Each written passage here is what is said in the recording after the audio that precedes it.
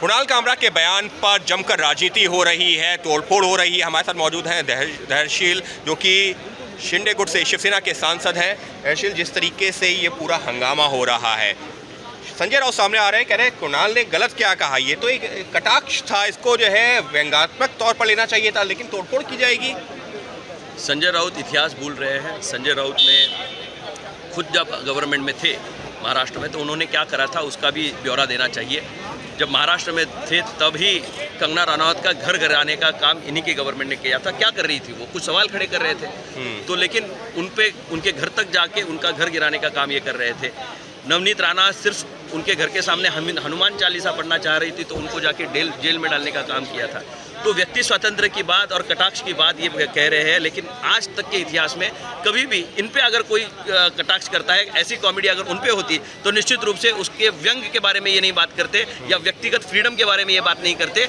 Rather उसका मुंह कैसे तोड़े इसकी बातें टेलीविजन पे चलती। लेकिन आज दूसरी राय देने की कोशिश कर रहे हैं महात्मा संजय राउत। उनका ये हमेशा ही ब्यौरा रहा है कि विवाद लगाते रहना। बात कामरा की है, लेकिन नरेशन जो सेट कर रहे हैं वो शायद संजय राउत की किताब से निकला हुआ है। लेकिन इस सबके बीच में उनका ये कहना है कि जिस तरीके से कुणाल कामरा ने कहा, तो उसके बाद में लॉ एंड ऑर्डर सिचुएशन खड़ी कर दी गई है, तोड़फोड़ हो रही है, FIR दर्ज हो रही है। शिवसेना हमेशा ही स्पॉन्टेनियस पार्टी रही है। वो बाला साहब के टाइम से अगर आप देखें तो शिवसेना एक परखड़ विचारों का शिवसैनिक है।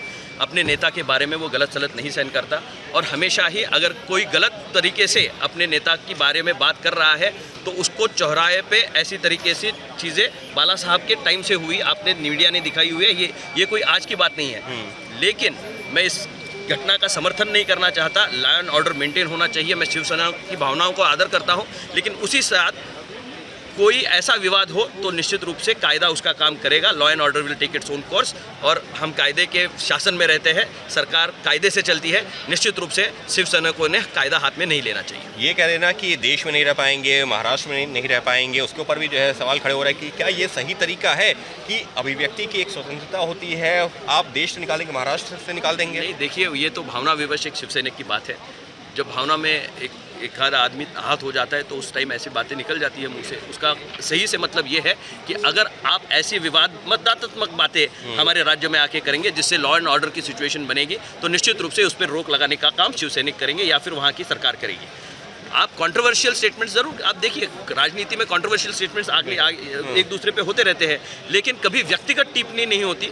कॉमेडी के नाम पे अगर किसी व्यक्ति विशेष पे आप कटाक्ष देने का काम करोगे और उसके फैमिली पे जाने का कोशिश करोगे, तो उसका मुंहतोड़ जवाब महाराष्ट्र की जनता में से मिलता रहेगा। या फिर शिवसैनिक, अगर शिवसेना के नेता के बारे में कुछ कहा जाए तो शिवसैनिक तो पहले से ही इमोशनल है। निश्चित रूप से इमोशंस में बह के शायद ऐसी घटनाएं हो सकती हैं। इमोशंस में बह करके ऐसी घटनाएं हो सकती हैं, कहना है धैर्यशील का, जो कि शिंदे गुट से सांसद है, शिवसेना के सांसद। उनका ये कहना है कि कुणाल कामरा जो बात कर रहे थे, एक तरह से वो स्क्रिप्ट है जो कि संजय राउत द्वारा लिखी गई है, और इसी वजह से संजय राउत और तमाम जो है उद्धव गुट के नेता कर रहे हैं कुणाल कामरा का समर्थन। Ankit Gupta, ABP news, Delhi.